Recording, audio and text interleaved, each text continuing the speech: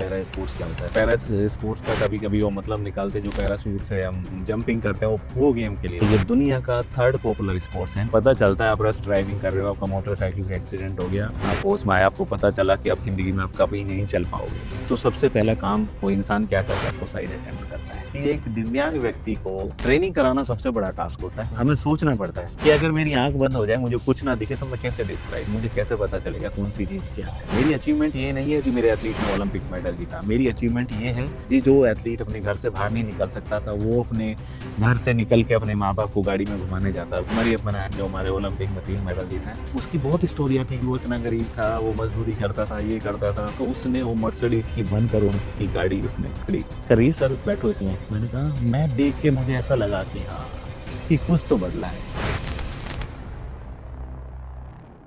जरा सोचिए, कोई व्यक्ति ठीक से देख नहीं सकता, कोई ठीक से अपने पैरों पे चल नहीं सकता, कोई ठीक से सुन नहीं सकता, कोई ठीक से बोल नहीं सकता, और वो दिव्यांग व्यक्ति अगर अपने जीवन में खेल गतिविधि को शामिल करता है, किसी गेम को परस्यू करता है, तो उसके जीवन में कितनी तरह के चैलेंजेस आते होंगे। कोई इन्हीं दिव्यांग बच्चों को, इन्हीं दिव्यांग व्यक्तियों को कोई ट्रेनिंग दे रहा हो, उनको सिखा रहा हो, रोज उनका हाथ पकड़ रहा हो, उनको कोचिंग दे रहा हो, तो उसकी यात्रा कितनी मुश्किल होती होगी।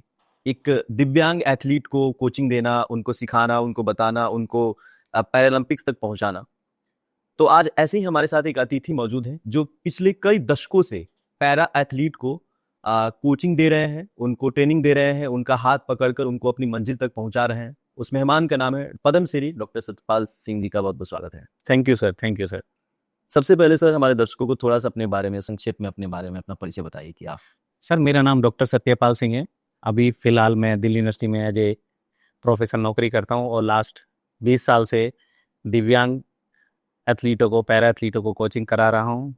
और मेरे द्वारा ट्रेंड किए हुए पैरा एथलीट्स ने इंटरनेशनल लेवल पे, ओलंपिक लेवल पे अच्छा प्रदर्शन किया है। जिस मेरे प्रदर्शन को देखते हुए, मेरी कोचिंग को देखते हुए भारत सरकार ने 2012 से में मुझे द्रोणाचार्य अवार्ड से सम्मानित किया। और पैरा स्पोर्ट्स में हिंदुस्तान में जो आज आप मूवमेंट्स देख रहे हो, उसमें मैंने अहम भूमिका निभाई है, जिसको समय समय पर देश के प्रधानमंत्री ने सराहा है।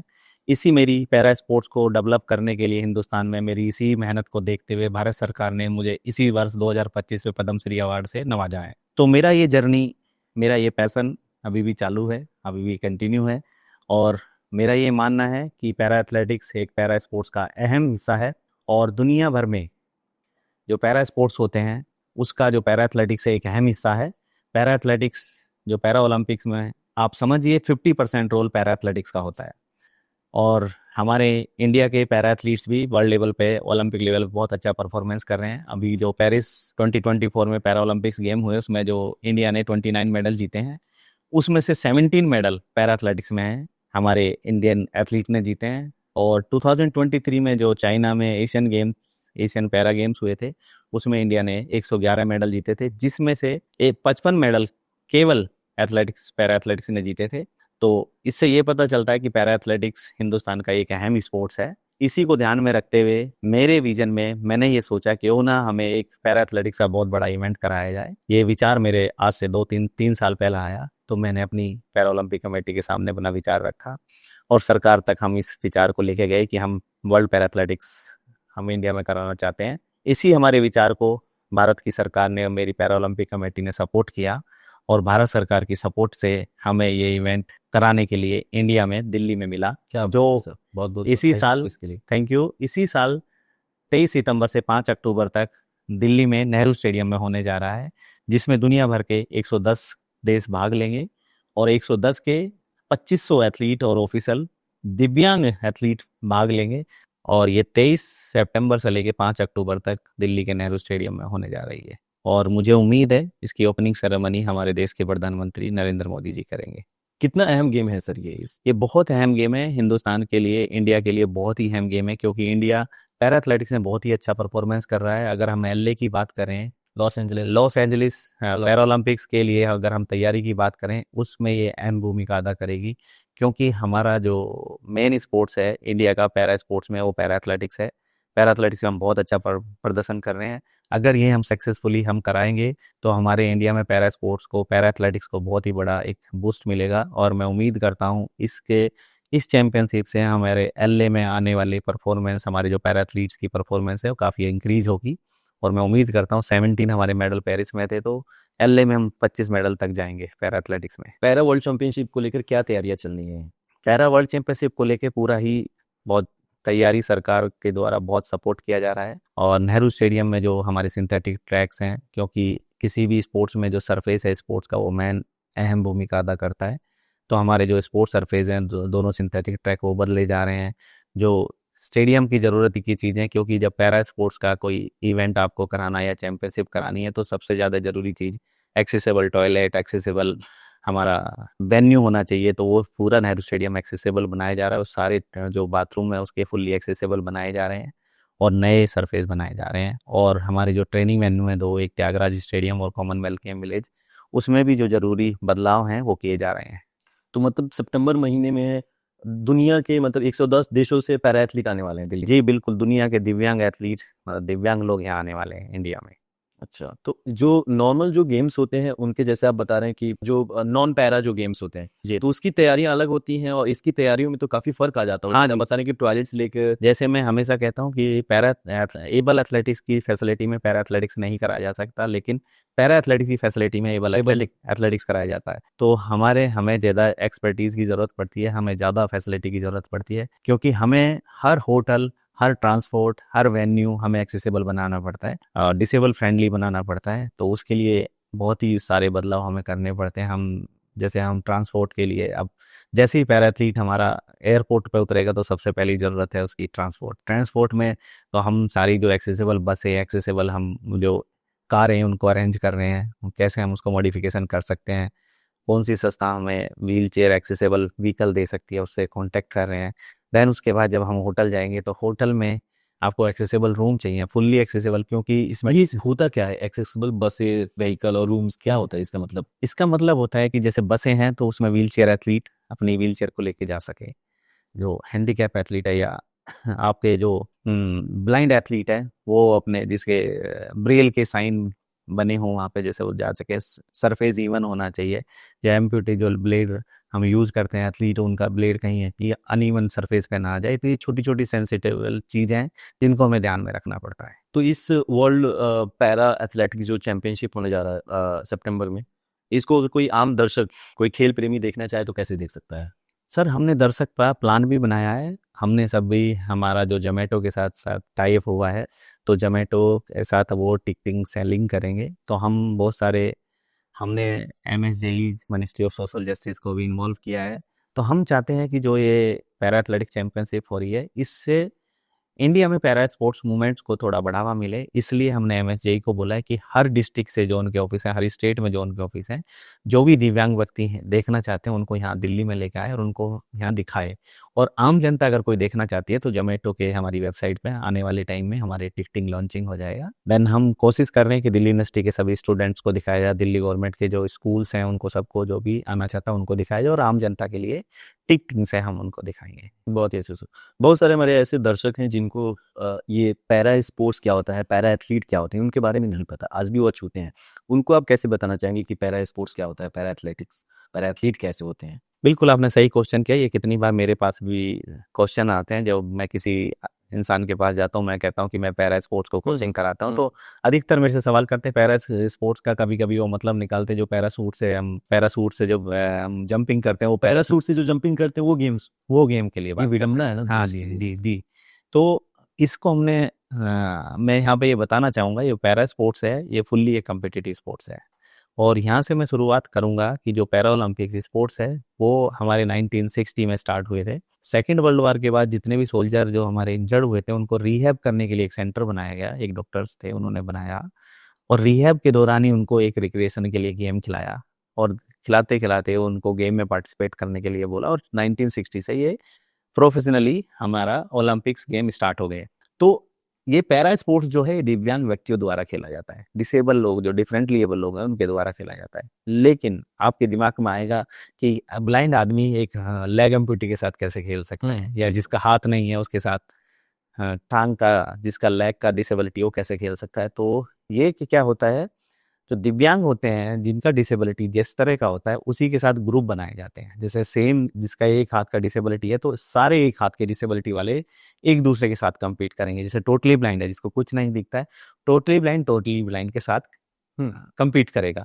सपोज करिए जैसे रेसलिंग इवेंट्स है, रेसलिंग में एक कैटेगरी बनाई गई है 50 केजी, तो 50 केजी वाले 50 केजी के साथ ही compete करेंगे। सेम इस ऐसी स्पोर्ट्स में होता है, हमारे पैरा स्पोर्ट्स में सेम डिसेबिलिटी वाले लोग एक दूसरे के साथ compete करते हैं। जिसका एक पैर घुटने के नीचे से कटा है तो वो सारे एक साथ, जिन भी एथलीट के सारे के पैर घुटने से नीचे कटे हैं वो एक साथ compete करेंगे। सेम लाइक के जैसे बॉडी वेट के साथ रेसलिंग होती है, बॉडी वेट के साथ जुड़ होता है, सेम यहाँ पे भी डिसेबिलिटी के साथ जो सिमिलर डिसेबिलिटी के लोग हैं उनका एक ग्रुप बना के वो आपस में compete करते हैं। तो जो पैरा स्पोर्ट्स है वो वर्ल्ड लेवल पे 3 तरह से खेला जाता है। 3 हमारे दिव्यांगों के ओलंपिक्स होते हैं। एक होता है डफ ओलंपिक, जो कि हमारे जो बोलते नहीं है, जो सुनते नहीं है, उन व्यक्तियों द्वारा खेला जाता है, वो डफ ओलंपिक खेला जाता है। वो भी फुल्ली कम्पिटिटिव स्पोर्ट्स है। एक होता है स्पेशल ओलंपिक, जो इंटेलेक्चुअल लोग होते हैं वो उसमें compete करते हैं, लेकिन वो जस्ट एक फन और रिक्रिएशन स्पोर्ट्स होता है, वो कम्पिटिटिव फुल्ली कम्पिटिटिव स्पोर्ट्स नहीं होता है। लेकिन जो पैरा ओलंपिक है वो फुल्ली कम्पिटिटिव स्पोर्ट्स होता है और उसके अंदर दुनिया के बेस्ट जो कंट्री हैं जो स्पोर्ट्स में पार्टिसिपेट करती हैं वो सब पार्टिसिपेट करते हैं।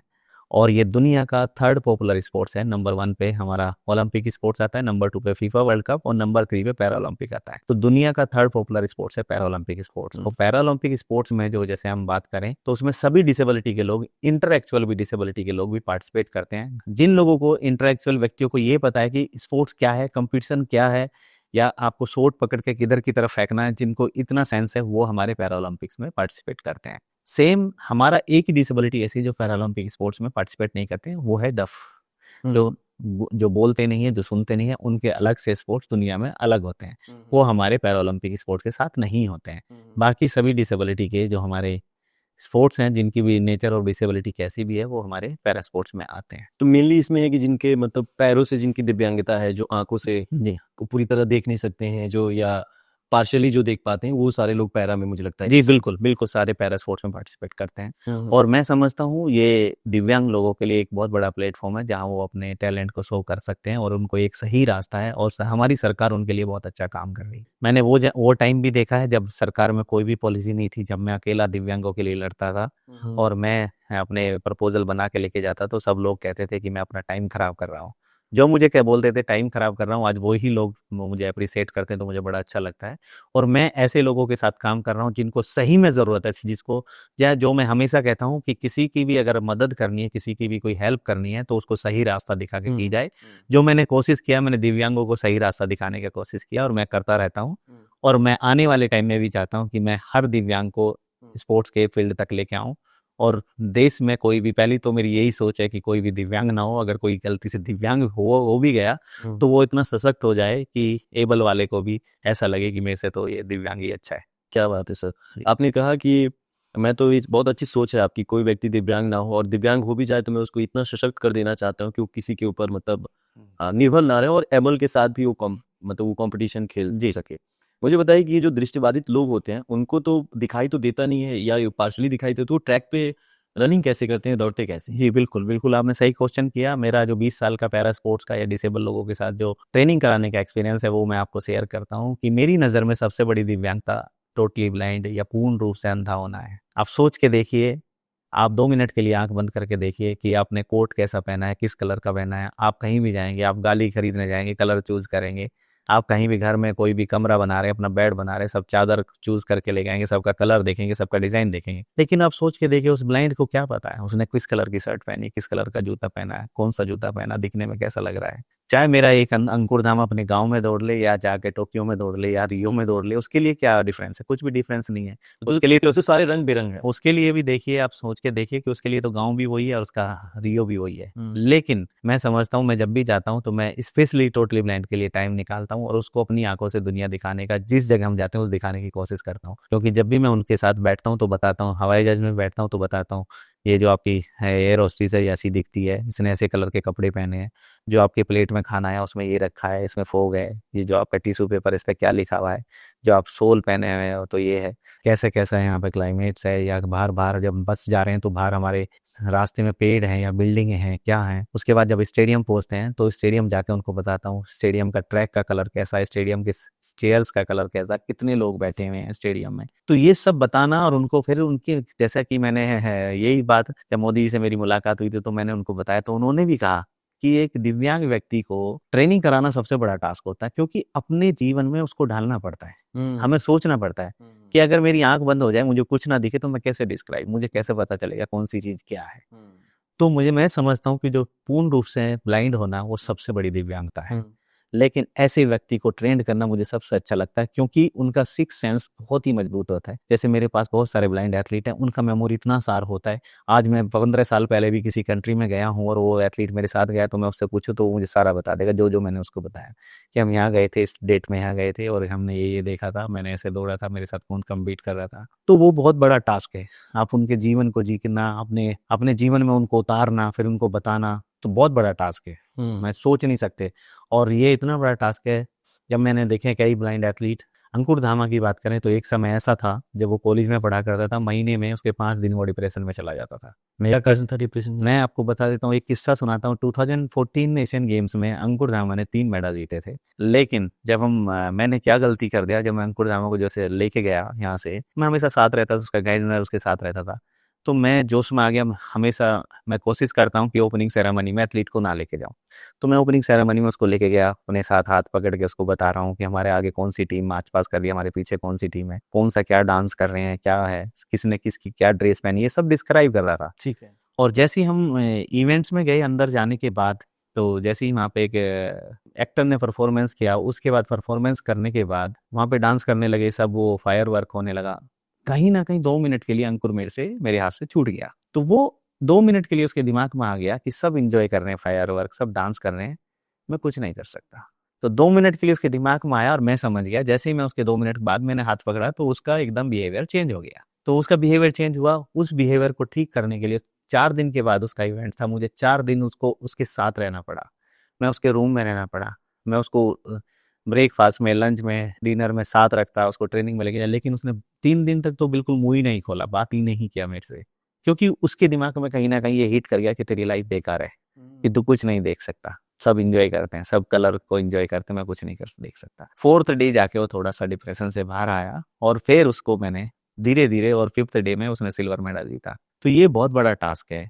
एक ब्लाइंड व्यक्ति के साथ आप कहीं भी उसको लेके जा रहे हैं तो उसकी सेंसिटिविटी का ध्यान रखें। लेकिन आज अंकुर को मैंने इतना स्ट्रांग बना दिया, आज कुछ भी बोलते रहे, वो अकेला अगर मैं उसको दुनिया के किसी भी देश में भेजना चाहूँ तो जा सकता है। तो ये मेरी अचीवमेंट है। मेरी अचीवमेंट ये नहीं है कि मेरे एथलीट ने ओलंपिक मेडल जीता, मेरी अचीवमेंट ये है कि जो एथलीट अपने घर से बाहर नहीं निकल सकता था, वो अपने घर से निकल के अपने माँ बाप को गाड़ी में घुमाने जाता है, वो दिव्यांग एथलीट पड़ोस में जाके बोलता मैं पैरा एथलीट हूँ। जो सोशल को, जो समाज को फेस नहीं करना चाहता, आप सोच के देखिए दिव्यांगता कब आती है, मेजर डिसेबिलिटी कब होती है। मेजर डिसेबिलिटी एज होती है 18 से 25 साल। जब व्यक्ति 18 से 25 साल का होता है तभी दिव्यांगता, मेजर डिसेबिलिटी आती है। क्यों आती है? क्योंकि इसी एज में आपके love failure, education failure, business failure, drink and drive, rush drive इसी एज में होती है। और जब आपको पता चलता है आप रश ड्राइविंग कर रहे हो, आपका मोटरसाइकिल से एक्सीडेंट हो गया और आप अनकॉन्शियस हो गया, आप हॉस्पिटल पहुंच गए, ट्रॉमा सेंटर में, जब आप होश में आए, आपको पता चला कि आप जिंदगी में आप कभी नहीं चल पाओगे, आप जिंदगी में कभी खड़े नहीं हो पाओगे, या जिंदगी में अभी कभी कुछ नहीं देख पाओगे, तो सबसे पहला काम वो इंसान क्या करता है? सुसाइड अटेम्प्ट करता है। ये जो हमारे मेजर हॉस्पिटल हैं दिल्ली के, उनका डाटा बता रहा हूँ, जो रिकवर होकर घर चले जाते हैं उसमें से 60% लोग सुसाइड कर लेते हैं, क्योंकि वो सोशल को फेस ही नहीं कर पाते, वो समाज को फेस नहीं कर पाते। जो कल तक मॉल में घूम रहे थे, कल तक गाड़ियाँ चला रहे थे, जब उनको नहीं पता चलेगा कि आप खड़े ही नहीं हो सकते, आप चल नहीं सकते, आप किसी से ठीक से बात नहीं कर सकते, या किसी से ठीक से देख नहीं सकते, या आप एक हाथ से जूता पहनने के लिए मजबूर हो, या आपका एक हाथ नहीं है, आप सोच के देखिए। तो बॉयज़ की और गर्ल्स की तो और भी ज़्यादा बुरी स्थिति होती। हमारे यहाँ गर्ल्स को ऐसा समझा जाता है, लेकिन इस पैरा स्पोर्ट्स ने ऐसे दिव्यांगों को एक लाइफ दी है। तो मैं अभी भी जो मेजर डिसेबिलिटी के लोग हैं, मैं टाइम टू टाइम अपने ट्रॉमा सेंटर में, जितने भी मेजर हॉस्पिटल है दिल्ली में, वहाँ जाता हूँ, उनको मोटिवेट करता हूँ कि आपकी लाइफ जो आपने खोया है, ऐसा नहीं है, आप अपनी लाइफ को बहुत नॉर्मल तरीके से जी सकते हो। मैं बहुत सारे पैरा एथलीट का उनको एग्जाम्पल देता हूँ, उनको मोटिवेट करता हूँ, उनको स्टेडियम तक लेके आता हूँ। इसी मेरी सोच को देखते हुए भारत सरकार ने पूरे हिंदुस्तान में 5 सेंटर ऐसे बनाने का प्रस्ताव रखा, जिसमें से एक सेंटर बन भी गया है। अच्छा। हाँ, जो दिव्यांगों को हम्म। रिहैब करेगा और दिव्यांगों के लिए स्पोर्ट्स की फैसिलिटी क्रिएट करेगा। तो ये बहुत बड़ा कदम है। आप ये मत सोचिए, मैं अपने आप को एक कोच नहीं मानता, मैं अपने आप को ऐसा इंसान मानता हूँ कि मुझे लोगों को सही रास्ता दिखा के उनको जीवन देना है। क्योंकि जो सोचता है कि मैं कल चल नहीं पाऊंगा, जो सुसाइड अटेम्प्ट कर रहा है, सोच के देखिए, एक गांव की लड़की है और वो रास्ते से जा रही है, दीवार गिर गई उसके ऊपर, वो स्पाइनल कॉर्ड इंजरी हो गई, जिंदगी में अभी उठ नहीं पाएगी, चल नहीं पाएगी। वो तो वो पूरे दिन बेड पे लेटी रहेगी, घर वाले उसको, सब गांव वाले आएंगे, उसको देखने आएंगे, उसके रिलेटिव आएंगे, बेचारी बेचारी बेचारी। तो मेरे कई एथलीट हैं, कह रहे सर एक्सीडेंट मेरा एक बार हुआ, लेकिन डेली मेरा 5 बार एक्सीडेंट होता है। जो मेरे रिलेटिव या मेरे पड़ोसी या मेरे गांव वाले देखने आते हैं और बेचारा कहते हैं ना, तो मुझे बहुत हर्ट होता है। लेकिन उस एथलीट को मैंने व्हील चेयर पे बिठा के और उसको ओलंपिक तक लेके गया, जो उसके रिलेटिव या उसके माँ बाप या उसके दादा दादी जो उससे बेचारा बोलते थे ना, फक्र से कहते हैं हम उसके माँ बाप हैं, फक्र से बोलते हो, पड़ोस में जाके बोलती है कि मैं वहाँ पे पैरा एथलीट हूँ। तो ये पैरा स्पोर्ट्स की पावर है, ये पैरा स्पोर्ट्स की दिव्यांग लोगों को एक जीवन देना, ये बहुत बड़ा काम है। किस तरह की ग्राउंड में सर, किस तरीके से इनको ट्रेन करते हैं और ट्रेनिंग में क्या क्या चुनौतियां आती हैं? चुनौतियों की थोड़ी सी बात आप। सर मैं बताता हूँ, जैसे ही दिव्यांग व्यक्ति की बात करेंगे तो चुनौतियां तो उसके घर से कदम निकलते ही, बाहर निकलते ही, बेड से नीचे पैर रखते ही चुनौतियां होती है। हर डिसेबिलिटी की, हर व्यक्ति की, जिसकी डिसेबिलिटी अलग है, सबकी चुनौतियां अलग अलग है। अब सोच के देखिए, टोटली ब्लाइंड जिस कमरे में रह रहा है, उसको क्या पता मेरा कपड़े कहाँ रखे हैं, हर चीज के लिए उसको दूसरे पर डिपेंड होना। लेकिन मेरा पहला मकसद होता है उसको सेल्फ डिपेंडेंट बनाना, उसके दिमाग को ऐसा मैपिंग कर देना जिस रूम में रह रहा है कि कहाँ उसका कपड़ा रखा है, कहाँ उसका जूता रखा है, कहाँ उसका स्पाइक्स रखा है, कहाँ उसका स्पोर्ट्स किट रखा है, उसको सब कुछ पता होता है। मैं अंकुर को अगर फोन करूं, सर मुझे यार तेरे सामान कहाँ रखा, मुझे चाहिए, तुरंत फोन करके बता देगा सर उस अलमारी में, उस ड्रॉर में रखा हुआ है। तो उनका मेमोरी इतना शार्प हो जाता है। आप सोच के देखिए, एक व्हील चेयर बाउंड एथलीट है, तो सबसे पहले उसका मॉडिफिकेशन करना है, उसके घर में व्हील चेयर एक्सेसिबल टॉयलेट बनाना है। जो डेली पहली चीज हमारा जो टास्क होता है कोच का, एक एथलीट को अपने दिनचर्या के सारे काम खुद करना सिखाना सबसे बड़ा काम होता है। एबल का जो कोच है उसको केवल कोचिंग करना है, लेकिन जो पैरा एथलीट को कोचिंग कर रहा है, सबसे पहले उसका काम होता है एबल एथलीट को, डिसेबल एथलीट को, दिव्यांग व्यक्ति को पहले मोटिवेट करना, जीवन जीने के लिए मोटिवेट करना है। फिर उसको सारी दिन की दिनचर्या, बेसिक चीजें जो उसकी अहम जरूरत है, जो अपनी दिनचर्या की सारी चीजें अपना आप कराना, फिर वो टास्क होता है। देन फिर वो जब स्टेडियम तक आता है, फिर उसका शुरू होता है कोचिंग का पार्ट। तो एक कोच को मैं समझता हूँ, अगर आप एक दिव्यांग व्यक्ति को उसके घर से निकाल के स्टेडियम तक लेके आ गए, तो उस कोच का 50% कोचिंग हो चुका है। देन जब वो स्टेडियम में आया था, फिर उसकी कोचिंग का, फिर उसकी नॉलेज का इम्तिहान शुरू होता है। क्योंकि हमारे यहाँ जो पैरा स्पोर्ट्स है, जितने भी हमारे पैरा दिव्यांग व्यक्ति आएंगे, हर व्यक्ति की डिसेबिलिटी, हर पर्सन की, हर पैरा स्पोर्ट्स की डिसेबिलिटी अलग होगी, उसके लिए हर एक्सरसाइज अलग होगी, उसके इक्विपमेंट अलग होंगे। तो यहाँ पे कोच को बायोमैकेनिक्स कल, उसको फिजियोलॉजिकल, उसको साइकोलॉजिकल, सारी बहुत टॉप लेवल नॉलेज होना चाहिए, क्योंकि इसका मटेरियल आपको कहीं नहीं मिलेगा। अब एबल कोचिंग की बात करें, आप गूगल में सर्च करें, सब कुछ कोचिंग मिल जाएंगी, बहुत सारी बुक्स मिल जाएंगी, बहुत सारी आपको वेबसाइट मिल जाएंगी, बहुत सारी दुनिया में कोर्स होते हैं जो एथलेटिक्स ये या एबल स्पोर्ट्स के जो कोचिंग के कोर्स होते हैं। लेकिन पैरा स्पोर्ट्स में अभी इतना डेवलप नहीं है, पैरा स्पोर्ट्स के कोचिंग के कोर्स नहीं होते हैं। लेकिन आपको साइंस का नॉलेज होना बहुत जरूरी है, ह्यूमन बॉडी का नॉलेज होना बहुत जरूरी है। अगर आपको स्पाइनल कॉर्ड इंजरी है, C5 इंजरी है, तो आपको कौन सा एक्सरसाइज करना चाहिए, कौन सा एक्सरसाइज नहीं करना चाहिए, ये कोच को पता होना चाहिए। तो हर कदम पे हर टास्क है। डेली मुझे, अगर मैं 3-4 घंटे नहीं पढ़ता हूँ, मैं पिछले 20 साल से रोज 6 घंटे पैरा स्पोर्ट्स पढ़ता हूँ, 6 घंटे आज भी पढ़ता हूँ। क्योंकि हमारा जो पैरा स्पोर्ट्स है अभी डेवलपिंग स्टेज में, डेली मेरे पास कोई नया डिसेबिलिटी का बंदा आएगा। अभी आज से 10 साल पहले मेरे पास पोलियो वाले बहुत लोग आते थे, लेकिन अभी पोलियो हमारे इंडिया से खत्म हो गए, तो पोलियो वाले बंद हो गए। अभी बहुत सारी दूसरी डिसेबिलिटी के लोग आते हैं। आजकल किस तरह की डिसेबिलिटी के लोग आते हैं? देखो, मेरे अभी तक मैं समझता हूँ जो सबसे ज्यादा जो है, अभी जैसे आप जमाना चल रहा है, सोशल मीडिया का टाइम है, तो सबसे ज्यादा जो एक्सीडेंटल केस आते हैं, रैश ड्राइविंग के, ड्रिंक एंड ड्राइविंग के, ये सुसाइड अटेम्प्ट वाले, वो बहुत सारे केस आते हैं। लेकिन आपको मैं सभी को इस आपके माध्यम से संदेश देना चाहता हूँ, किसी को भी कोई डिसेबिलिटी, तो आप ये मत सोचिए कि आप कुछ नहीं कर सकते, आप सब कुछ कर सकते हो। जब ब्लाइंड एथलीट हमारा ओलंपिक में जाके दौड़ सकता है, जब मेरी ब्लाइंड एक लड़की एवरेस्ट चढ़ सकती है, जब हमारा एक पैर का एथलीट एबल को हरा सकता है, तो मैं आपको एक छोटा सा एक किस्सा बताता हूँ, अभी थोड़े दिन पहले का जी। मेरे अभी 4 दिन पहले मेरा एक एथलीट है परवीन कुमार, जो ओलंपिक में, पैरा ओलंपिक्स में गोल्ड जीता है, गोल्ड लेकर आया। तो अभी 4 दिन पहले उसको यूपी गवर्नमेंट ने DSP का नौकरी दिया है। तो बहुत सारे एथलीटों ने बहुत सारे लोगों ने, जनरल पब्लिक ने मेरे से पूछा भाई इनको ऐसे ऐसे हैंडीकैप को तो कभी भी बेल्ट का नौकरी नहीं मिलता है, फोर्स में नौकरी नहीं मिलता है। मैंने कहा ऐसा, एक महानुभाव थे, मैं उनसे पूछने लगा ऐसा क्यों है। कह रहे नहीं, उसका मतलब मकसद होता है कि फिजिकल फिट होना चाहिए, फोर्स का मतलब ये होता है, फोर्स का मतलब फोर्स का मतलब होता है फिजिकल फिट। मैंने कहा फिटनेस की डेफिनेशन क्या है। कह रहे नहीं वो तो सर आप अच्छे से जानते हो, आप कोच हो। मैंने कहा मेरी नज़र में तो फिटनेस की डेफिनेशन ये है, जो एथलेटिक्स में नेशनल में मेडल जीत सकता है वो फिट है। तो वो मेरे से बोलते हैं कि नहीं आपका एथलीट तो पैरा नेशनल में जीता है, वो तो हैंडीकैप के साथ जीता है। मैंने कहा नहीं सर, आपकी गलत सोच है, मेरा एथलीट एबल के साथ भी जीता है। तो परवीन कुमार मेरा दुनिया का पहला ऐसा एथलीट है जो एबल के साथ compete करके नेशनल में गोल्ड जीता है। तो मैंने उसको ये बताया कि अब ये बताओ कि हैंडीकैप कौन है, मेरा परवीन हैंडीकैप है या उससे जो हारे हैं एथलीट वो हैंडीकैप है। बिल्कुल। तो ये बहुत बड़ी बात है, ये बहुत बड़ी ताकत है। और मैं तहे दिल से सरकार का, जिन्होंने इतनी सोच पैरा एथलीट्स के लिए, दिव्यांगों के लिए रखी है, जिनमें भी हमारे योगी जी ने जो रखी है, हमारे प्रधानमंत्री जी ने रखी है, उनका धन्यवाद करता हूँ कि वो लोग इतने सेंसिटिव हैं और ऐसी तरह से इस नज़रिए से इनको देख रहे हैं, एक दिव्यांग व्यक्ति को डीएसपी तक बना रहे हैं। ये बहुत बड़ा काम है। जी, सत्यपाल से हमें बताइए कि अभी ट्रेनिंग की आप बात कर रहे थे और पूरा एक्सेसिबिलिटी की बात करें कि उनके लिए सब कुछ, क्या आज भी पैरा जो एथलीट है उनके लिए पैरा फ्रेंडली इक्विपमेंट है क्या? नहीं, जैसे मैं बात कर रहा था अभी, आपको बता रहा था कि हमारे पैरा स्पोर्ट्स में, किसी भी स्पोर्ट्स में, किसी भी चैंपियनशिप में, किसी भी ट्रेनिंग में स्पोर्ट्स की दो चीज़ अहम भूमिका निभाते हैं। नंबर एक sports surface, number two sports equipment. जी। तो हमारे जो पैरा स्पोर्ट्स के लिए सरफेस चाहिए वो एक्सेसिबल चाहिए, जहाँ हमारा व्हीलचेयर वाला एथलीट आराम से जा सके। ऐसा नहीं है व्हीलचेयर, वो स्टेडियम में जाना है, वो स्टेयर पे बनी हुई है, वो व्हीलचेयर में उसके अंदर नहीं जा सकती। तो सबसे पहले जो हमारे जो सारे स्टेडियम है वो एक्सेसिबल बनना चाहिए। क्या आज भी देश में ऐसे स्टेडियम है कि जो पैरा के लिए एक्सेसिबल नहीं है? हाँ, बहुत सारे स्टेडियम ऐसे हैं, लेकिन जब से हमारे पेरिस ओलंपिक्स हुआ है और गवर्नमेंट की सेंसिटिविटी इसकी तरफ आई है, तो अधिकतर स्टेडियम अभी, जो भी नए स्टेडियम बनाए जा रहे हैं, जो भी पुराने स्टेडियम है, उसको सबको एक्सेसिबल बनाया जा रहा है। और हमारे जो पैरा स्पोर्ट्स इक्विपमेंट है, वो एथलीट जो कोच को खुद ही, कुछ इक्विपमेंट ऐसे हैं जो हमारे एबल बॉडी के इक्विपमेंट यूज होते हैं, लेकिन स्पेशली जो पैरा स्पोर्ट्स के इक्विपमेंट है, जो कोच है वो खुद मॉडिफाई करके उनको बनाते हैं।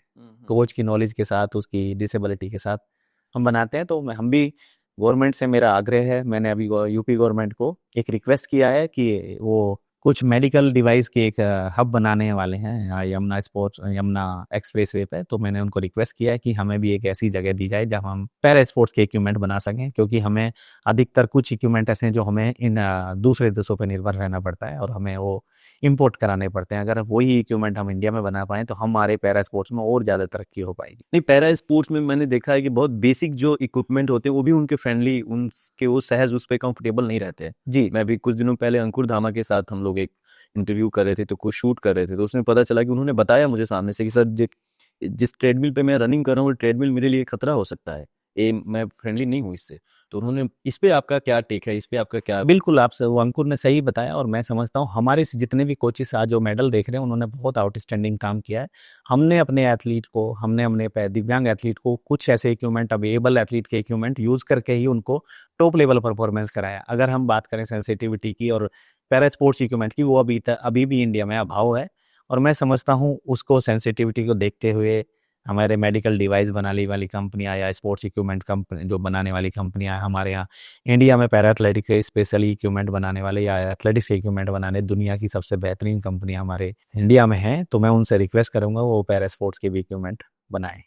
अच्छा सर, आप तो कई वैश्विक देशों का मतलब लगातार यात्रा करते रहते हैं, क्या विश्व भर में जो पैरा एथलीट को लेकर नज़रिया बदला है, और क्या भारत का नज़रिया बदला है क्या, कि भारत का नज़रिया आज भी वैश्विक लेवल पे भी तो थोड़ा सा बदल गया, लेकिन भारत का नज़रिया क्या वैसे ही? नहीं जी, भारत का नज़रिया बहुत ज़्यादा बदल चुका है। 2024 हमारे पेरिस ओलंपिक के बाद तो टोटली बदल चुका है। आज सभी लोग जब हमारे प्रधानमंत्री जी हमें अपने घर में 3 घंटे का टाइम दे सकते हैं, तो इससे ये पता चलता है कि बहुत ज़्यादा बदल चुका है। और हम कहीं भी, किस कोने में भी जाते हैं, गाँव-गाँव में भी आज जाते हैं, तो जब मैं पहले सब जाता बोलता था कि मैं पैरा एथलीट को ट्रेनिंग कराता हूँ, तो किसी को समझ नहीं आता था।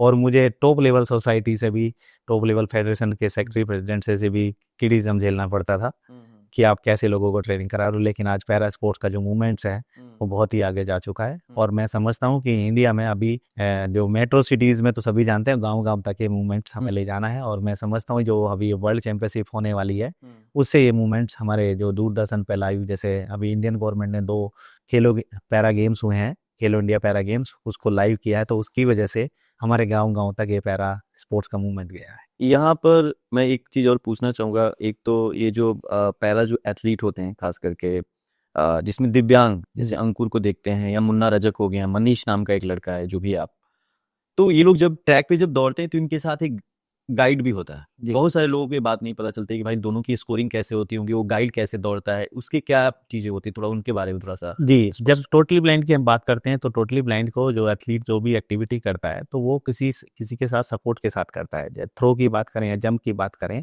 तो वो उसके एस्कॉर्ट बोलते हैं, वो उसको असिस्ट करते हैं। अच्छा। लेकिन जब रनिंग की बात करें तो उसको गाइड रनर बोलते हैं। तो गाइड रनर एक अहम भूमिका निभाता है क्योंकि वो उसको उसकी पेस से दौड़ना पड़ता है। जैसे जैसे एथलीट की परफॉर्मेंस बढ़ेगी तो अगर टोटली ब्लाइंड एथलीट तेज दौड़ रहा है तो उसको भी अपना ट्रेनिंग एक्स्ट्रा करना पड़ेगा, उसको भी दौड़ना पड़ेगा। तो एक गाइड रनर जो है वो अहम भूमिका निभाता है, उसकी बहुत अच्छी भूमिका होती है। तो मैं अभी हम उस पर काम कर रहे हैं कि सरकार की तरफ से उनको भी कुछ सपोर्ट किया जाए जो गाइड रनर होते हैं। तो गाइड रनर की बहुत बड़ी भूमिका होती है एक ब्लाइंड एथलीट को दौड़ाने में। अच्छा, गाइडेंस को किस तरीके से सपोर्ट की क्या भूमिका, मैं नहीं समझा थोड़ा सा। मैं चाहता हूँ कि जो गाइडर होते हैं उनको भी जैसे नेशनल कैंप की सारी फैसिलिटी दी जाए, उनको भी जैसे अभी वर्ल्ड लेवल पे अगर हमारे वर्ल्ड चैंपियनशिप में मेडल जीते हैं तो विक्ट्री सेरेमनी में आपने देखा होगा जब टोटली ब्लाइंड को मेडल मिलता है तो उसके गाइडर को भी मेडल दिया जाता है। तो जैसे कोचिस को हमारे कैश अवार्ड दिया जाता है इंडियन गवर्नमेंट की तरफ से, तो मैं चाहता हूँ कि गाइडर को भी कुछ कैश अवार्ड देके या उसको किसी भी जॉब में रिलैक्सेशन देके उसको नौकरी भी देना चाहिए, उसको कैश अवार्ड से भी देना चाहिए, जिससे कि बढ़ चढ़ के लोग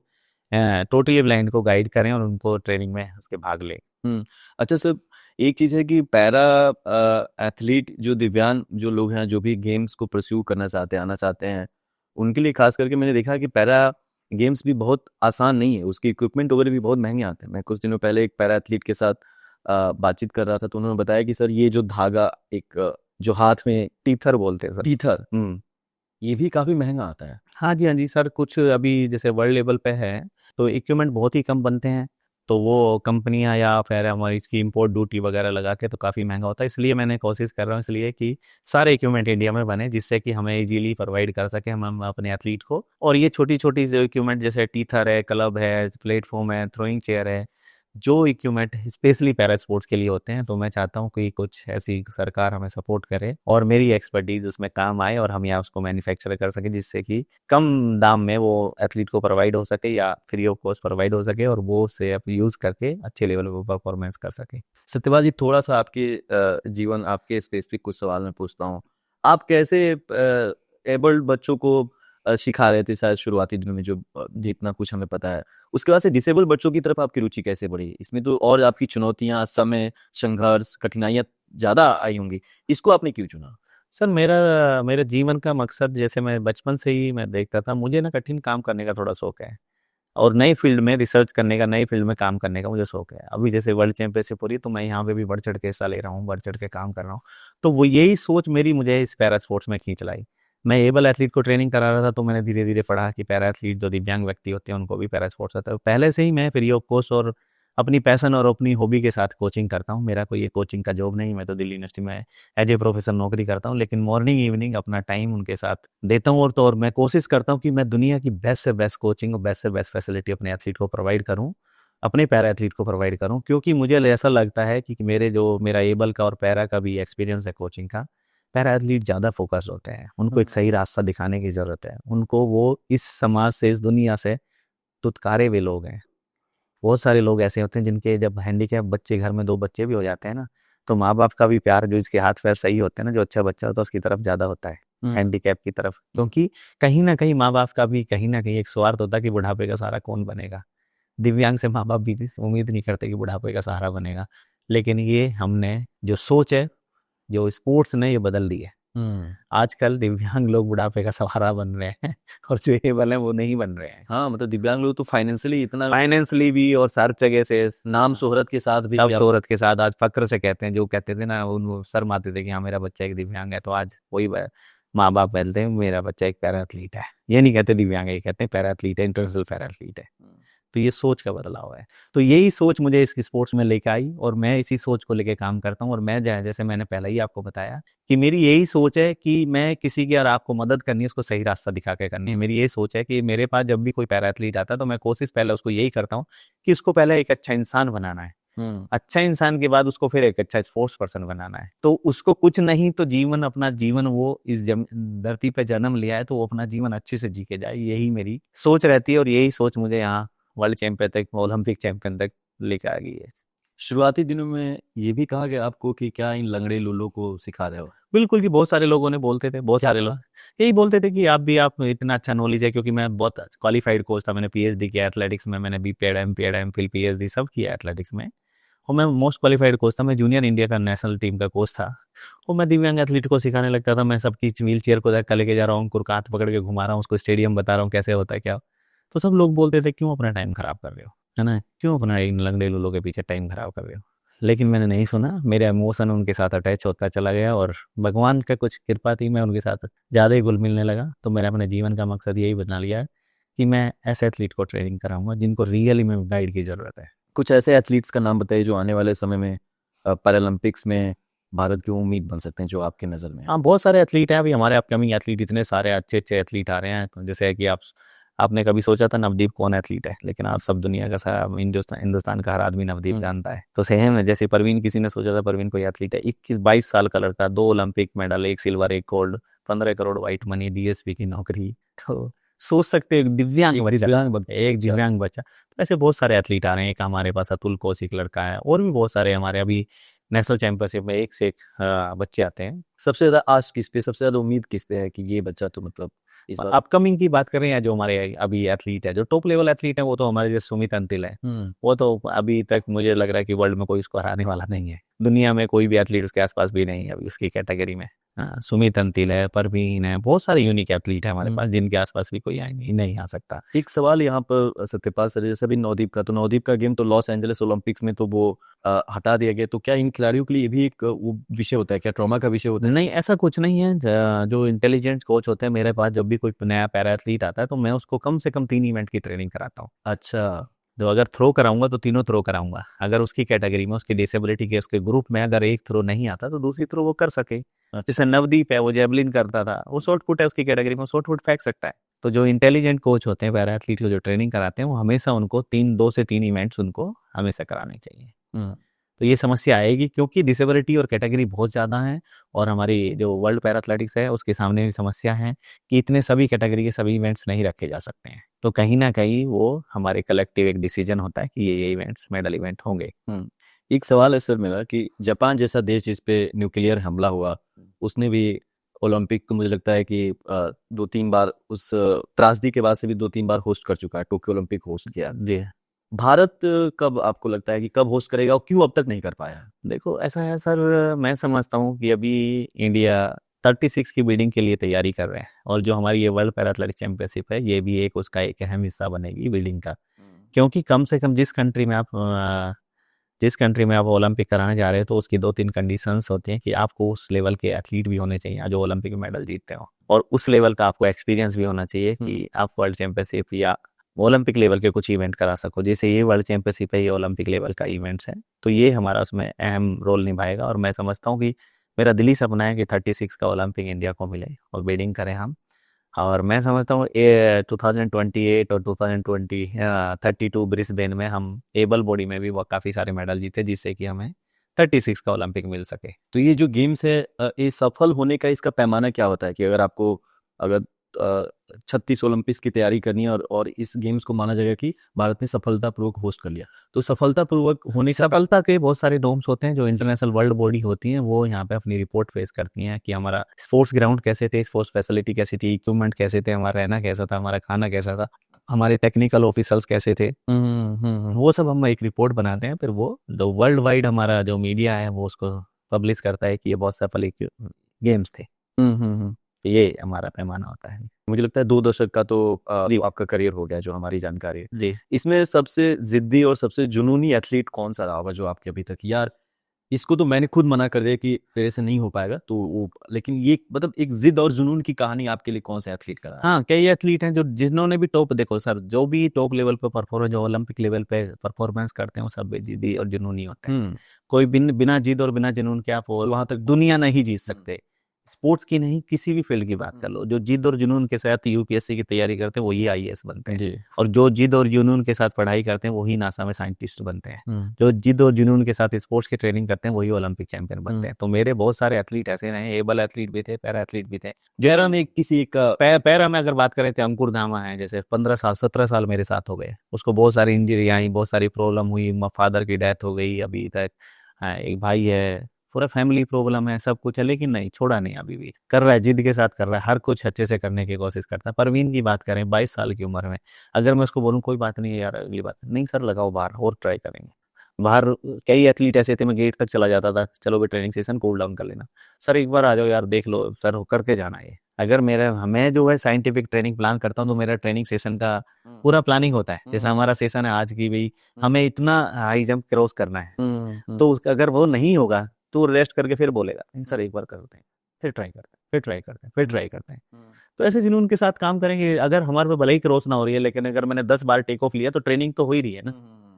तो वही जुनून चाहिए, जहाँ मेरा जुनून खत्म हो जाता है ना, कुछ एथलीट ऐसे जो मुझे जागृत करते हैं, नहीं सर हम कर सकते हैं, तो मेरा कॉन्फिडेंस भी एक दिन में बिल्ड नहीं होगा। ऐसा नहीं है कोच केवल कोचिंग करते हैं उसको सिखाता है एथलीट को, कोच भी बहुत कुछ सीखता है एथलीट से। मेरे पास जब नई नई डिसेबिलिटी के, नए नए नेचर के, नए नए अलग तरीके की सोच वाले एथलीट आते हैं तो मैं भी बहुत कुछ सीखता हूँ। अगर मैं सीरियसली किसी ट्रेनिंग करा रहा हूँ, कोई भी कोच अगर सीरियसली किसी भी एथलीट को, दिव्यांग एथलीट को ट्रेनिंग करा, तो उससे बहुत कुछ सीखता है वो। तो सेम मैंने भी बहुत कुछ सीखा है, मैं सोच नहीं सकते, मेरी सोच में इतना बदलाव है। मैं अभी कोई व्हील चेयर एथलीट रोड पे जा रहा हूँ, हर आदमी, आप रोड पे जा रहे हो तो आप कहेंगे उसको हाथ लगाने की कोशिश करोगे कि धक्का देने की, तो मैं ये नहीं करूंगा, मैं उसको बोलूंगा ऐसे पकड़ो ऐसे चलाओ। तो मेरी सोच का बदलाव, पहले मैं भी इनोसेंट होकर उसकी पकड़ लेता था, वो गिर रहा होता तो उठा देता था, मैं उसको बोलता हूँ खड़े हो यार, अपना अपना आप चलो।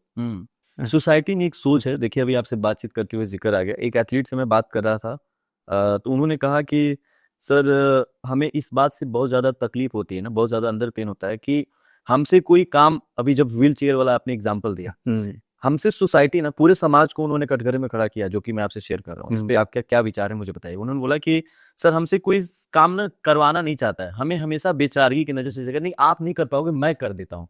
और ये वो एथलीट थे, तो ये बात हमें बहुत ज्यादा चुभती है कि हम क्यों नहीं कर सकते। वो हमें बताने और सिखाने के बजाय ये कह देते हैं कि आप छोड़ दो, इसे मैं करूंगा। तो सेम मैं आपको अभी अभी 1-2 घंटे पहले का ही वाकया बता रहा हूँ। अभी मैं एक स्टेडियम में रेकी करके आ रहा हूँ मेरे पैरा एथलीट्स के लिए। अभी छोटी सी कहानी बताता हूँ। मैंने उसको बोला कि सर यहाँ पे सेंसर डोर लगवा दीजिए, सेंसर डोर लगवा दीजिए, क्योंकि व्हील चेयर वाला, जब फुल्ली व्हील चेयर एक्सेसिबल जो टॉयलेट है उसमें सेंसर डोर लगाना है। तो वो वहाँ के जो इंचार्ज थे, वो मानो वो मुझे बोलने लगे सर एक आदमी खड़ा कर देंगे, वो डोर खोल देगा और बंद कर देगा। तो मैंने कहा सर वो इंडियंस के लिए ठीक है, कुछ एथलीट के लिए ठीक है, लेकिन अगर फॉरेन में आपने किसी के लिए दरवाजा खोल दिया, वो बाथरूम यूज नहीं करेगा, क्योंकि उसको उसको पसंद नहीं है कि उसकी कोई हेल्प करे। तो यहीं से सोच बदलनी है, यही सोच उनको आगे तक लेके जाती है। तो इसलिए मैंने उनको बोला आप सेंसर डोर लगाइए। मैं जैसे हमेशा एग्जांपल देता हूँ, कोई भी चीज दुनिया की वो किस तरह से बनाई गई है, वो इस तरह से बनाई गई है कि आदमी के 2 हाथ होते हैं, 2 पैर होते हैं, 2 आंखें होती हैं, उसी तरह से कार डिजाइन की होती है। कार डिजाइन वैसी की होती है ना, एक ब्रेक होगा, एक उस पे एक्सीलेटर होगा, एक पैर पे हाथ से हैंडल बनाएंगे। अब सपोज करो अगर भगवान हमें इंसानों को ऐसे बनाते थे जिसका एक ही हाथ होता सबके, जी, तो उसी तरह से कार डिजाइन करते, उसी तरह से सब कुछ होता, या एक पैर वाला इंसान बनाता है भगवान, तो उसी तरह से सब डिजाइन होता ना। तो जो हमने ये सब, ये रूम देख रहे हो, ये डिजाइन किस तरह से किया गया है, अपनी फैसिलिटी की, अपनी सुविधा के अनुसार किया गया है। तो जो पैरा एथलीट है, जो दिव्यांग है, जिनके एक हाथ है, जिनके एक पैर है, जो व्हील चेयर बैठे हैं, तो क्यों ना हम उनको भी वैसी फैसिलिटी दें, जो भी हम फैसिलिटी क्रिएट करें। इसलिए सेंट्रल गवर्नमेंट, इसलिए सुप्रीम कोर्ट का ऑर्डर है, कोई भी गवर्नमेंट प्रेमिसेस बनेगा वो फुल्ली एक्सेसिबल होगा, जहां दिव्यांग व्यक्ति आ जा सकते हैं। व्हील चेयर वाला भी अपनी आजादी के साथ किसी भी फ्लोर पर जाके किसी भी ऑफिस में जा सकता है। तो यहीं से ये शुरू होता है। तो यही सोच होती है। तो समाज को अपनी सोच बदलने की जरूरत है। ये सब कुछ कर सकता है, हर इंसान सब कुछ कर सकता है। तो समाज को ये बदलना है, और जो दिव्यांग व्यक्ति उसको भी अपनी सोच को बदलना है। वो हर कुछ कर सकता है, उसका तरीका अलग हो सकता है, उसके इक्विपमेंट अलग हो सकते हैं, लेकिन सब कुछ कर सकता है। जब जिसके दोनों हाथ पैर नहीं, आपने कहानियां सुनी होंगी, जो पैर में पेन दबा के बहुत अच्छा लिख सकते हैं, कर रहे हैं ना वो भी। ये तो हमने इंसानों ने खुद बनाया कि पेन हाथ से पकड़ना है। अगर हमारे हाथ नहीं होते तो हमारे तो पैर से पकड़ के लिख सकते थे। इसका तो सबसे अच्छा उदाहरण है कि ये शीतल देवी है। हाँ, शीतल देवी दोनों हाथ नहीं है, वो मुंह से पकड़ के एरो चलाती है। तो वो ऐसा नहीं है, ये हमारी सोच में आ चुका है कि एरो या तीर कमान ऐसी हाथ से खींच के चलाना है। अगर हाथ नहीं होते तब कैसे चलाना होता? सत्यपाल जी, ये जिस बात की तरफ आप इशारा कर रहे हैं, जिस सवाल को मैं भी पूछ रहा हूँ, ये आपको नहीं लगता है कितना बड़ा मुद्दा है कि आपने गाड़ी वाला जो उदाहरण दिया कि जितनी भी चीजें बनाई गई हैं वो सारे तो एबल लोगों के लिए उसके हिसाब से बनाई गई हैं, जी और डिसेबल तो इनको तो हम इसलिए मैं नीति निर्माता से लेकर जितनी बड़ी कंपनियां हैं जो अपने आप को तमाम तरह के दावे करती हैं, इस तरह की चीजों दिखाती हैं, वो तो इनके लिए इनके फ्रेंडली वो चीजें उन्होंने तो डिजाइन की नहीं। हाँ तो भेदभाव वहीं से शुरू हो जाता है। बिल्कुल बिल्कुल, इसलिए मैं कहता हूँ बहुत सारी दुनिया में बहुत सारे देश ऐसे हैं, बहुत सारी कंपनियां ऐसी हैं जो ये सब चीज ध्यान में रख के सब कुछ बनाती है। जैसे महिंद्रा है, महिंद्रा जी जो महिंद्रा कार बनाते हैं, उन्होंने स्पेशली हमारी अवनी लेकर आए हैं, उनको एक गाड़ी बना के दी ऐसी, हमारे दीपा मलिक जी को गाड़ी बना के दी। तो मैं उनकी सोच की बहुत सराहना करता हूँ कि उन्होंने ऐसा सोचा कि वो नेसेसरी मॉडिफिकेशन करके दे रहे हैं। तो अच्छी बात है, ये बहुत अच्छा कदम है। तो आप कुछ भी चीजें ऐसी बनाओ, कहीं भी कोई भी इंसान आपके पास आए तो हमारे इंजीनियर को ये समझ में आना चाहिए कि हम जो भी मॉडिफिकेशन या जो भी हम बिल्डिंग कंस्ट्रक्शन कर रहे हैं, कार बना रहे हैं या कोई भी इक्विपमेंट बना रहे हैं, कि वो डिफरेंटली एबल, अगर ब्लाइंड पर्सन है तो वो कैसे यूज कर सकता है, जी या कोई दिव्यांग व्यक्ति, व्हील चेयर वाला व्यक्ति, वो उसको कैसे यूज कर सकता है। ये चीज ध्यान में रख के अगर सब चीजें बनाएंगे तो बहुत अच्छा रहेगा। जी सर, बातचीत के आखिरी उसमें हम लोग छोटे छोटे सवाल हैं, उनको मैं एक सवाल में पूछना चाहता हूँ कि जब आपने शुरुआत किया था, जब आपको एक आपके जानने वाले कॉलेज के स्टाफ या जो भी आपके दोस्त मित्र यार कहते थे कि यार क्या इनके ऊपर समय बर्बाद कर रहा है, जी एक तो वाकया वो था। आपको उसके बाद से पहली दफा कब लगा कि यार जो मैंने ये सफर तय चूज किया ना, जो रास्ता मैंने चूज किया ना, आज ये मतलब सफल हो गया? कोई एक ऐसा मोमेंट आया हो जब लगा कि यार ये संतुष्टि है मेरी? सर, मैं बहुत सारे मेरे ऐसे मूवमेंट। शुरुआत पहला पहला कब ऐसा लगा कि यार अब बहुत ये हो गया, ये बहुत अच्छा था, मैं यही चाहता था ये देखो, पहला जब मूवमेंट, जब मेरा अंकुर धामा लड़का मेडल जीत का आया, टोटली ब्लाइंड, जब उसको रोड शो कर रहा है, एमपी उसको बुला रहा है, वो खड़े होकर सबको तालियां बजा रहे हैं, भीड़ जा रही है, माला उसके गले में डाल रहे हैं, तब मुझे लगा कि हाँ, कहीं ना कहीं तुमने अच्छा काम किया यार।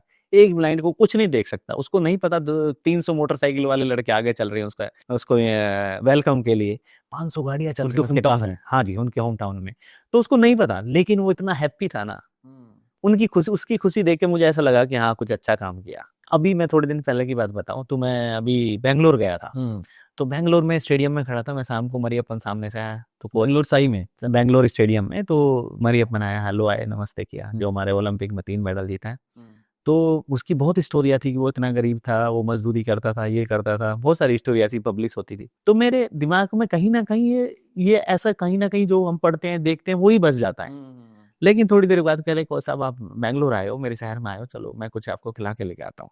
ठीक है। मैंने कहा ठीक है, मैं चलता हूँ तुम्हारे साथ में। जैसे ही मैं चला तो उसने वो मर्सिडीज की 1 करोड़ की गाड़ी उसने खड़ी करी, सर बैठो इसमें। मैंने कहा, मैं देख के मुझे ऐसा लगा कि हाँ, कि कुछ तो बदला है। तो उस दिन से मेरी सोच मरी पत्नी बदल चुकी है कि मुझे भी देख धक्का ऐसा लगा कि हाँ, अंदर से इतनी खुशी फील हुई कि एक दिव्यांग व्यक्ति मर्सिडीज 1 करोड़ की गाड़ी में जा रहा है, जो कल तक मजदूरी करता। क्या बात। वो फील ना, वो जो खुशी मिलती है किसी भी दिव्यांग एथलीट को, उसको अच्छी नौकरी मिलके, उसको कैश अवार्ड मिलता है, उसको लोग सम्मानित करते हैं, तो बहुत अच्छा लगता है।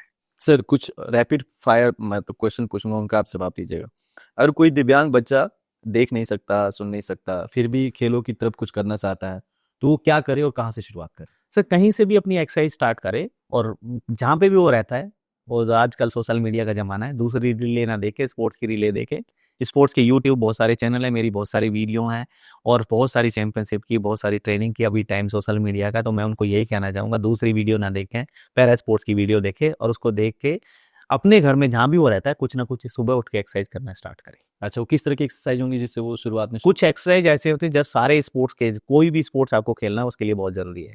जैसे जैसे आप सपोज कीजिए आपको कोई भी स्पोर्ट्स खेलना है, या जैसे दिव्यांग है, आप ब्लाइंड हैं, जी तो रनिंग एक ऐसी चीज है जिससे सारे बॉडी के पार्ट आपको इन्वॉल्व होते हैं। घर से पकड़ ले किसी को भी, पड़ोसी के लड़के को या अपने दोस्त को, चलो भी घूमने चलते हैं, रनिंग करेंगे आज, तो ये कर सकते हैं। व्हील चेयर वाला एथलीट है, चलो पुशअप्स, और बेड में ही अपने अंदर बैठा रूम में पुशअप्स लगाना स्टार्ट कर दिया। अच्छा, ये सब तरीके। उनको शुरुआत में डॉक्टर सत्यपाल सिंह जैसा कोच ना मिले तो? कोई भी, अब कहीं भी कोच, आजकल इतनी अवेयरनेस है, मेरा यही काम है, डेली मैं कम से कम 4 घंटे इस पे देता हूँ। पूरे हिंदुस्तान के जितने भी कोचेस हैं उनको पढ़ाने की कोशिश करता हूँ, उनको बताने की कोशिश करता हूँ कि पैरा स्पोर्ट्स में आइए, पैरा स्पोर्ट्स को कोचिंग कराइए, और कोई भी समस्या आती है तो हमें कॉल कीजिए। जी। क्या आने वाले 5 वर्षों में भारत पैरालंपिक्स में टॉप 5 देशों में जगह बना सकता है? हाँ, कोशिश मेरी तो यही है, मेरा ये दिली सपना है, और मेरा ये सपना है कि ब्रिस्बेन में हम टॉप 10 में, अभी हम अब सोचिए, हम लंदन में 1 सिल्वर, बीजिंग में 0, लंदन में 1 सिल्वर, और रियो में क्या था अपना? रियो में 4 मेडल, और टोक्यो में 19 मेडल, और पेरिस में 29 मेडल। 29। और मैं उम्मीद करता हूँ कि ब्रिस्बेन में 50 मेडल होंगे। तो 50 मेडल हम लाए तो टॉप 10 में होंगे। अगर भारत को भविष्य में पैरालंपिक होस्ट करने का मौका मिले तो कौन सा शहर सबसे उपयुक्त रहेगा आपकी नज़र में? मेरी नज़र में ऐसा नहीं है कि हम पैरा ओलंपिक्स के लिए अलग से वेन्यू बनाएंगे, कि वेन्यू फिक्स होता है, जहाँ पे ओलंपिक होता है वहीं पे पैरा ओलंपिक्स होता है। तो हमारा वेन्यू हमें अलग से सोचने की जरूरत नहीं है, जहाँ ओलंपिक होगा वहीं पैरा ओलंपिक्स होगा। कौन सा शहर आपको लगता है कि एकदम बिल्कुल फिट होगा? पैरा ओलंपिक्स का देखो, अभी तो हमारे हिंदुस्तान का जो चल रहा है कि वो अहमदाबाद या गुजरात में कोशिश कर रहे हैं कराने के लिए, लेकिन किसी भी ओलंपिक्स को कराने के लिए सबसे जरूरी चीज़ होती है कनेक्टिविटी। अगर हमारे हिंदुस्तान में अच्छी कनेक्टिविटी, ट्रेवल्स की अच्छी कनेक्टिविटी है, तो वही शहर अच्छा होता है। Thank you sir. एक इस कैमरे को देखते हुए जो पैरा वर्ल्ड चैंपियनशिप अपना जो सितंबर में हो रहा है, उसको कुछ दर्शकों को आप कुछ भी मैसेज देना चाहें? मैं इंडिया के सभी दर्शकों को बताना चाहता हूं कि हिंदुस्तान में पैरा स्पोर्ट्स का सबसे बड़ा इवेंट्स होने जा रहा है, जो 23 सितंबर से 5 अक्टूबर 2025 को नई दिल्ली नेहरू स्टेडियम में होगा। आप उसको टीवी के माध्यम से या फिजिकल माध्यम से ज़रूर सपोर्ट करें और उसको देखें, और आपके आसपास जो भी दिव्यांग व्यक्ति रहते हैं या दिव्यांग कोई भी बच्चे हैं उनको बताएं और उनको स्पोर्ट्स करने के लिए मोटिवेट करें। थैंक यू, धन्यवाद।